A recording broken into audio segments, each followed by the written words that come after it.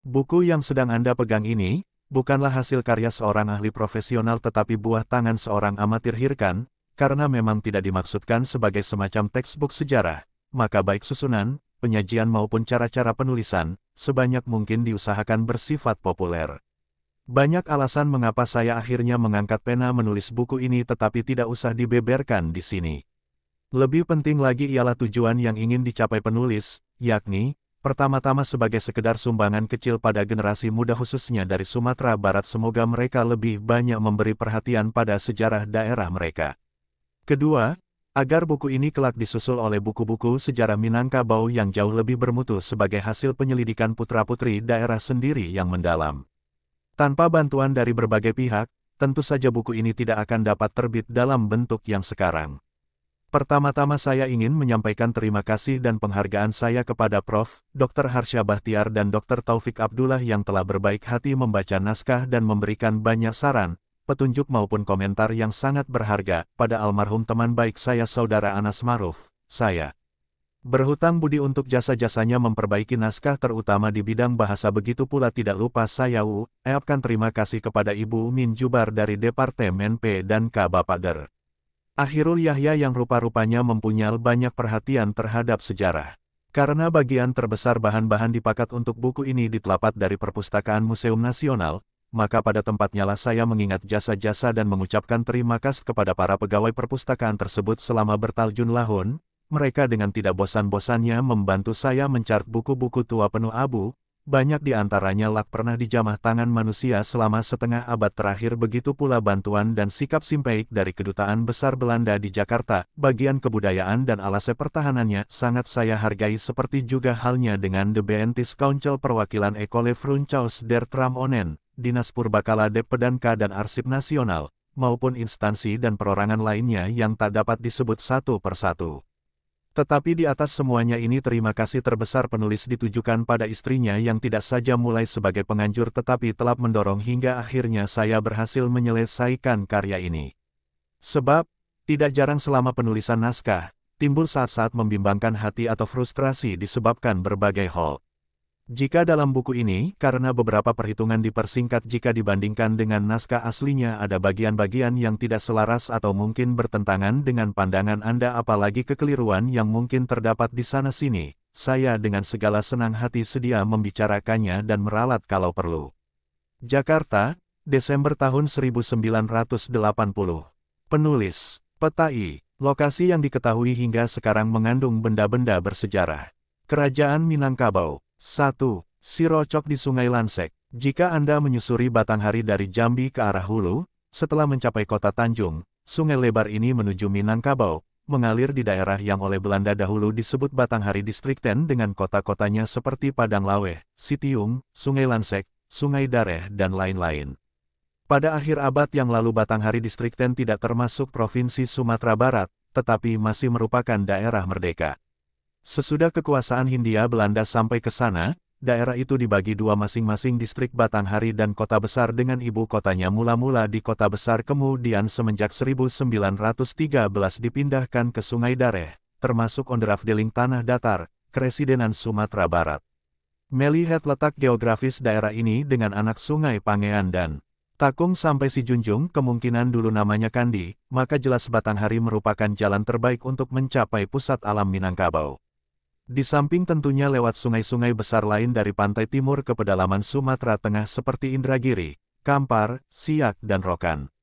Sampai akhir abad ke-19, daerah Batanghari masih merdeka dan rakyatnya sangat bangga dengan kemerdekaan ini, bersama Hulu Kuantan dan Hulu Kampar Kiri. Daerah-daerah tersebut dulu termasuk rantau Nantigo Jurai dari Kerajaan Minangkabau. Dalam tahun 1845 beberapa raja di sana, sebagai wakil Raja Minangkabau, berjanji tidak akan mengizinkan Belanda masuk baik ekspedisi Vet tahun 1877, maupun ekspedisi Eiserman 1895, tidak diperbolehkan memasuki daerah rantau di Baru, Minangkabau itu. Houston Waller udah mendengar nastat pemerintah Belanda dan ingin pergi ke Jambi melewati Batanghari Distrikten pada tahun 1905 akibatnya dia dibunuh di sana. Kesulitan bagi pemerintah Belanda, khususnya Kresidenan Sumatera Barat, ialah karena daerah tersebut dipakai sebagai tempat pelarian kuli-kuli kontrak yang bekerja di tambang batubara sawah lunto, kecuali kuli-kuli kontrak, sewaktu, zaman putih, dan lama sesudah itu, banyak pula orang Pidari melarikan diri ke sana, begitu pula para pemimpin rakyat setempat yang tidak menyenangi kekuasaan Belanda. Itulah sebabnya pada tahun 1905 Batanghari Distrik 10 disodori perjanjian menuntut raja-raja agar mengakui kedaulatan pemerintah Hindia Belanda. Mereka diharuskan menandatangani perjanjian pendek saja, dengan isi yang sama untuk semua daerah kurang berarti, yang waktu itu masih merdeka. Untuk Batanghari Distrik 10, ditandatangani oleh Datuk Khatib Besar atas nama V Kota dan Padang Tarap, Sultan Sri Maharaja Diraja untuk Kota Besar, Tuanku Baginda Majolelo untuk Padang Laweh, Tuanku Bagindo Ratu untuk Siguntur dan beberapa raja lainnya. Semua mengakui bahwa, 1. Daerah mereka adalah bagian dari Hindia Belanda dan dengan demikian di bawah kekuasaan Belanda. 2. Akan setia pada Raja Belanda dan Gubernur Jenderal sebagai wakilnya. 3. Akan mentaati segala peraturan dan seterusnya. 1. Sebelum dikuasai Hindia Belanda, pemerintahan di sana tidak banyak berbeda dengan daerah-daerah lain Minangkabau pada permulaan abad yang lalu. Tiap kampung praktis berdiri sendiri dengan seorang datuk atau penghulu, manti, mualim dan dubalang. Beberapa kampung atau kota bisa membentuk nagari, 2 atau lebih nagari kadang-kadang membuat perseku. 12 tuan, sehingga oleh karena itu pemerintahan nagari bersifat federatif, 1 atau beberapa nagari dikepalai oleh rajo, atau urang gadang, yang bertindak sebagai wakil Raja Pagaruyung. Orang-orang ini diambil dari kaum penghulu tetapi mempunyai kekuasaan cukup besar melebihi seorang datuk.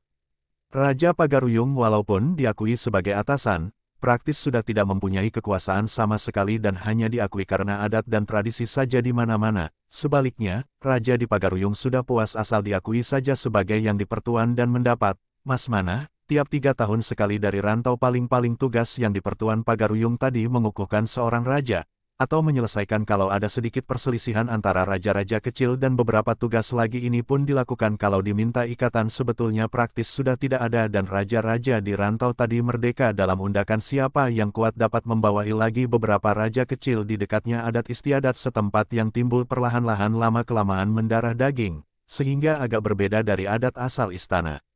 Dengan demikian, di rantau bisa saja muncul kerajaan-kerajaan kecil yang kuat dengan adat kebiasaan sendiri, membawahi pula satu atau beberapa raja yang lebih kecil lagi. Si raja kecil makin berkurang kekuasaannya, akhirnya hanya tinggal nama, kadang-kadang dengan jalan perkawinan antara mereka, kedudukan atau gengsi bisa dinaikkan sedikit.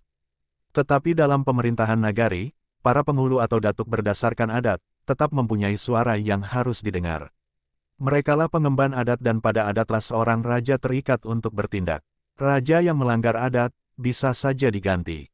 Hanya seorang raja yang luar biasa kedudukannya, yang bisa berkonfrontasi terhadap pemerintah nagari yang berdasarkan adat turun-temurun, kalau memakai istilah sekarang, bentuk pemerintah cukup demokratis.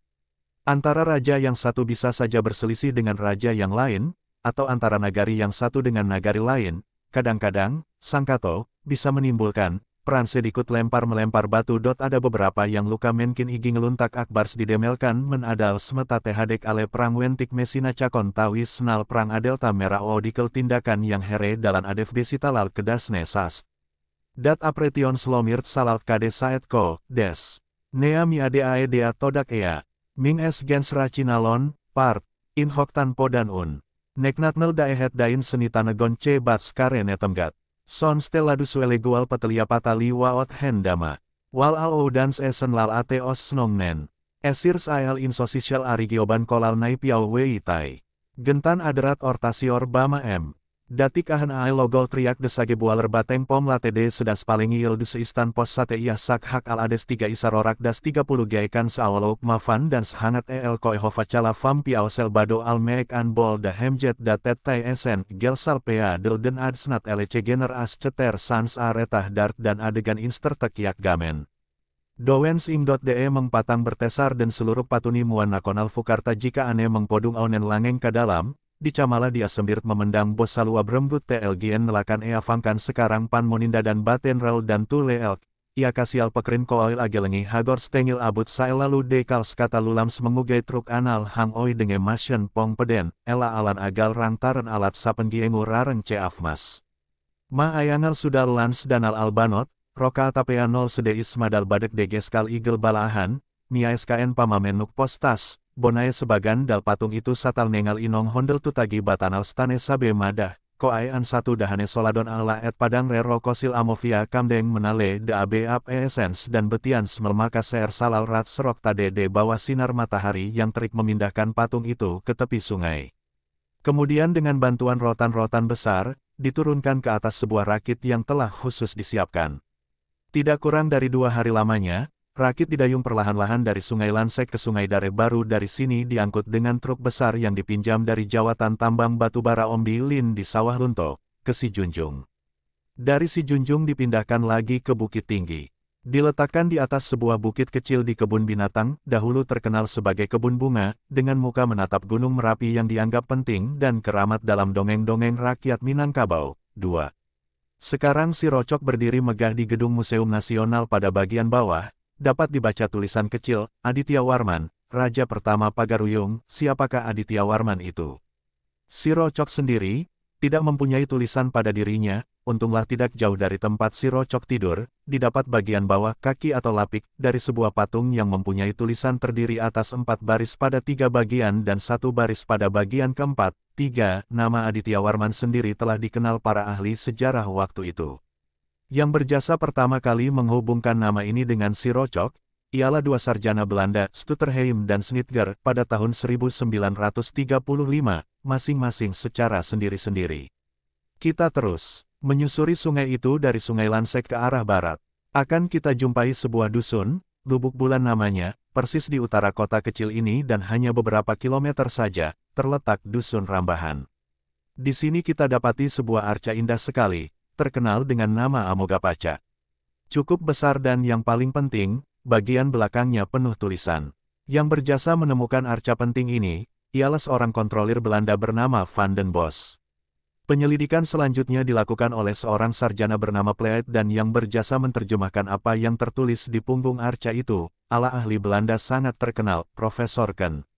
Hasil usaha profesor ini, cukup untuk menulis sedikit sejarah dan menghubungkan Raja Aditya Warman kita tadi dengan Pamalayu, dan Kerajaan Singosari di Pulau Jawa.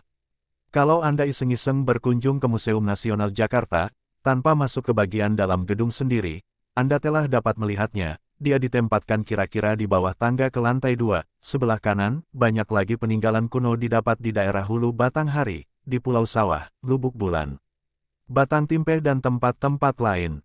Westeneng, sewaktu masih bertugas di Sumatera Barat, pernah berkunjung ke daerah yang kita ceritakan tadi pada akhir tahun 1909. Sekedar untuk memberi gambaran, kita turunkan sedikit apa yang ditulisnya mengenai kunjungan tersebut. 4. Melalui jalan setapak, kami sampai di Pangkalan, menulis Westeneng. Kemudian memasuki Belukar dan sesudah mencari-cari, barulah penunjuk jalan menemukan patung yang dimaksud. 5. Patung Buddha itu tidak berkepala lagi, tergolek dengan punggungnya ke tanah. Tingginya 91 cm, tebal 51 cm dan jarak antara kedua lutut 90 cm.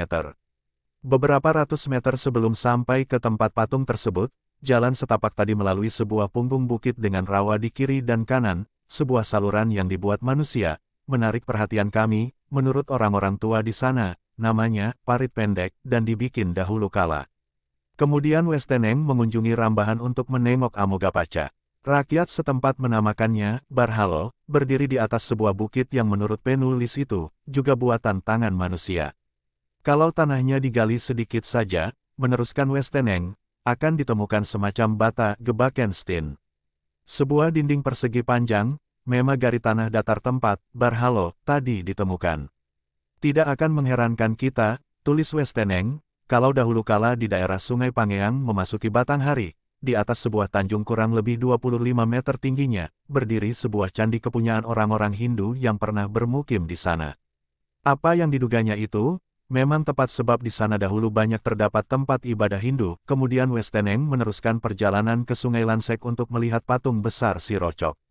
Di seberang sungai, di Bulan Sawah, katanya dia menjumpai bukit kecil dibuat dari bata, kemudian 4 bukit lagi seperti itu dan sebuah saluran. Jelas sekali bahwa semua ini buatan tangan manusia. Di tengah-tengah, sebuah dinding biru palingkaran dengan garis tengah sepanjang kira-kira 8 meter, kurang lebih 112 meter di bawah permukaan tanah. Dinding itu dilingkari lagi oleh sebuah saluran dan ini pun untuk sebagian dikelilingi dinding dengan garis tengah lebih kurang 25 meter. Di sebelah barat bukit ini, di kakinya, mengalir kali kecil melalui sebuah jurang, kali ini dinamakan Sungai Gobah dan di seberangnya kelihatan sebuah bukit, Bukit Gobah atau Bukit Kuburan. Menurut tuanku yang menemani saya, Westeneng meneruskan, di sana terdapat banyak kuburan yang sangat tua. Pernah beberapa orang penduduk melihatnya, tetapi kemudian tidak ditemukan jauh sebelum Westeneng, seorang bekas kontrolir Belanda bernama Verkerk Pistorius, awal 1868 telah menulis bahwa di Batanghari Dasten, tadi, banyak dipakai kata-kata bahasa Jawa dan bahwa di sana pernah berkembang kebudayaan Hindu 6.